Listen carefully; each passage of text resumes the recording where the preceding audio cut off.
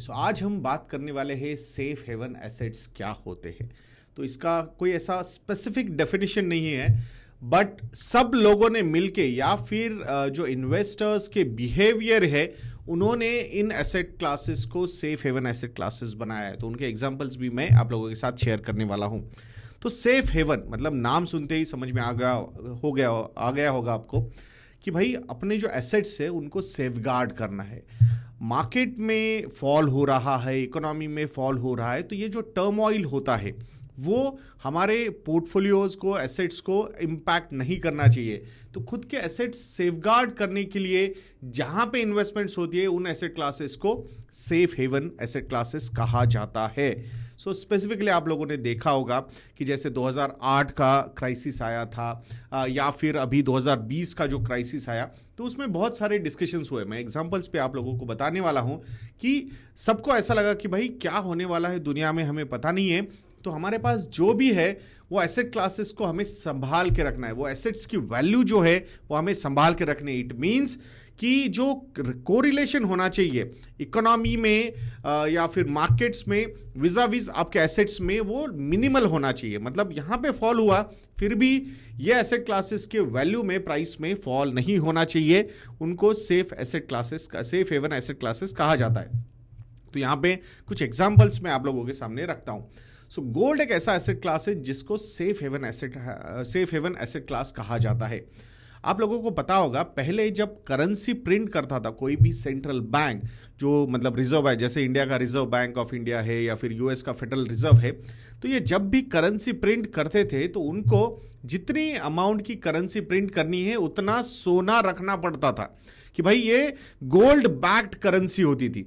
But 1980s में ये सब चेंज हो गया कि भाई यूएस ने ही चेंज किया। वो उन्होंने बोला भाई जिसको जितना प्रिंट करना है करेगा, और अगर ज्यादा प्रिंट करेगा तो डिप्रिशिएशन हो जाएगा उनके करेंसी का because of too much of supply.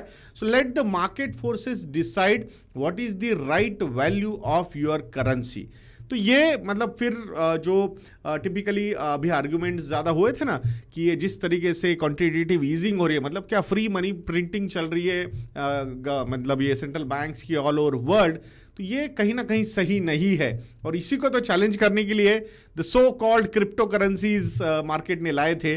That's not a safe haven asset class, so don't worry, we are not going to talk about that. बहुत कुछ चाहिए, बहुत सारी चीज़ें इस मतलब पहले तो करेंसी बोल रहे थे, अब एसेट क्लास बोल रहे, इसको प्रूव करनी है। So I think will keep that aside.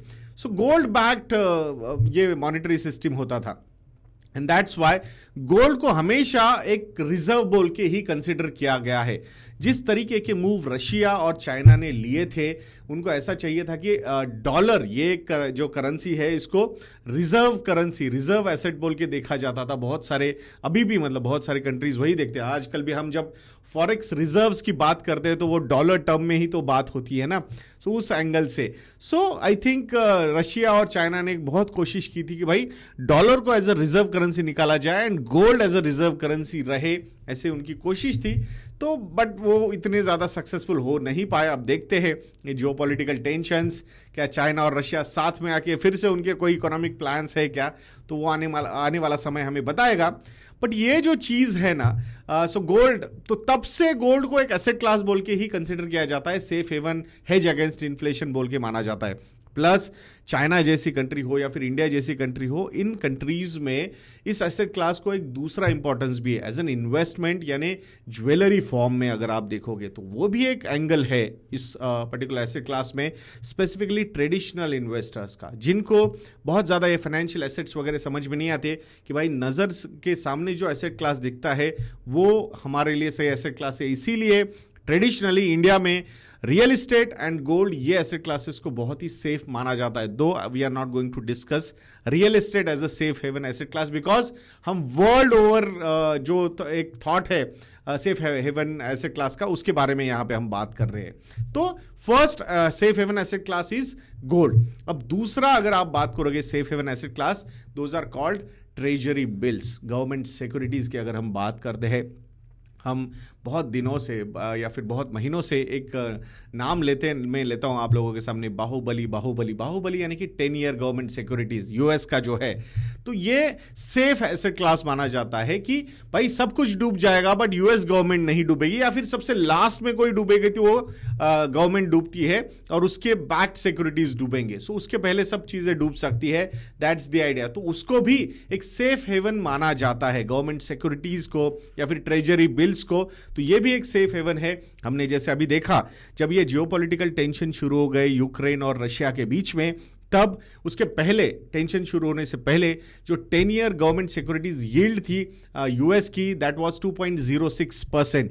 But जब से ये टेंशन शुरू हो गए तो demand of those government securities has increased, और डिमांड जब इंक्रीज हो जाती है तो price of that security goes up. So अगर सपोज कोई एक करेंसी, कोई वो ट्रेजरी है जो 100 रुपए पे पहले 2% इंटरेस्ट दे रहा था, अगर इस सिक्योरिटी की डिमांड बढ़ती है और इसकी प्राइस 101 रुपए हो जाती है, सो 100 से 101 रुपए हो जाती है, तो फिर जो यील्ड कैलकुलेट होगी वो 2 डिवाइडेड बाय 101 होगी रादर देन 2 डिवाइडेड बाय 100। तो इसका मतलब जो यील्ड है वो कम हो गई बिकॉज एप्रिसिएशन बढ़ गया। एप्रिसिएशन हुआ वहां पे। एप्रिसिएशन क्यों हुआ? Because demand of that security increased. तो इसीलिए जब people started investing into government securities, और जो 2% की यील्ड थी वो 1.71% तक नीचे आ गई। सेफ हेवन, वो भी ट्रेजरीज को भी एक सेफ हेवन एसेट क्लास माना जाता है। तीसरा, इक्विटी एसेट क्लास में भी कुछ सेक्टर्स है जिनको सेफ हेवन माना जाता है। स्पेसिफिकली दो सेक्टर्स जो इकोनॉमिक ग्रोथ हो या फिर इकोनॉमिक फॉल हो, फिर भी उनके प्रोडक्ट्स जो कंज्यूमर्स है वो कंज्यूम करते रहते हैं। स्पेसिफिकली अगर हम बात करेंगे यहां पे, तो हेल्थ केयर सेगमेंट एक ऐसा सेक्टर है जहां पे सेफ हेवन माना जाता है। देन एफएमसीजी एक ऐसा सेक्टर है, फास्ट मूविंग कंज्यूमर गुड्स, उसको भी सेफ हेवन माना जाता है। यूटिलिटीज एक ऐसा सेक्टर है, उसको भी सेफ हेवन माना जाता है। So it means non discretionary है भाई, आपके पास कोई डिस्क्रिशन नहीं है। आपको ये जो कंपनीज है, ये सेक्टर्स है, इनके प्रोडक्ट्स डेली बेसिस पे यूज करनी है। एग्जांपल के तौर पे, not an investment advice, but Colgate, ये अगर आप कंपनी देखोगे तो भाई आपको सुबह उठना है और ब्रश करना ही है। तो ये आप सोचोगे नहीं यार आज करूं कि नहीं, मार्केट मतलब ओवरऑल इकोनॉमी खराब कर रही है तो आज ब्रश नहीं करता हूं, ऐसा नहीं होता है। तो वो आपको नॉन डिस्क्रिशनरी स्पेंड है, वो आपको करना ही पड़ेगा। ऐसे बहुत सारे हैं। सो ये चीजें मतलब सेफ हेवन, डिफेंसिव सेक्टर्स जो है या डिफेंसिव स्टॉक्स है, उनको सेफ हेवन माना जाता है।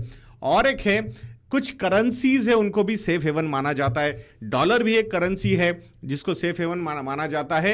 मतलब टिपिकली जैसे हमने बात की है ना कि फॉरेक्स रिजर्व्स डॉलर में ही वो मतलब वैल्यूएशन होता, मतलब वैल्यूएट किए जाते हैं कि भाई करेंसी कौन सी है, आपके फॉरेक्स रिजर्व क्या है। ऐसा नहीं बोलते कि मेरे पास 5 लाख करोड़ रुपए के फॉरेक्स रिजर्व्स है, माना जाता है कि भाई मेरे पास 600 बिलियन डॉलर के फॉरेक्स रिजर्व्स है।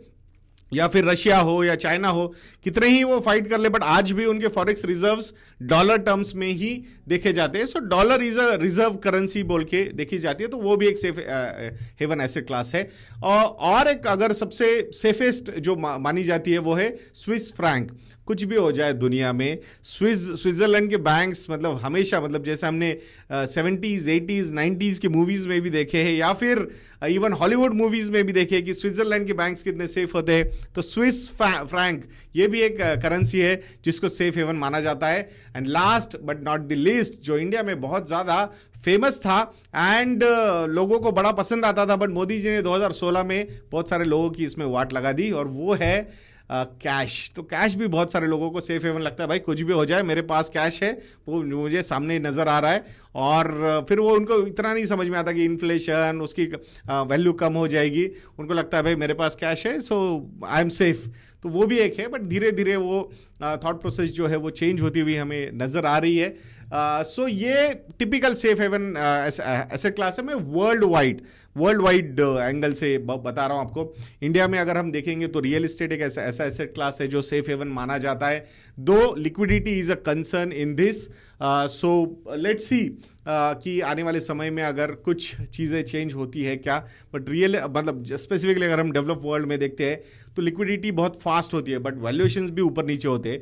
नॉर्मली इंडिया में हम रियल एस्टेट के प्राइसेस नीचे जाते हुए नहीं देखते। Major reason because there are less transactions, it means the liquidity is less. अगर लिक्विडिटी बढ़ जाएगी तो ये एसेट क्लास भी काफी ज्यादा वोलेटाइल हो सकता है। तो ये सेफ हेवन एसेट क्लास के बारे में ये एक छोटा सा डिस्कशन मैंने आप लोगों के सामने रखा है दोस्तों।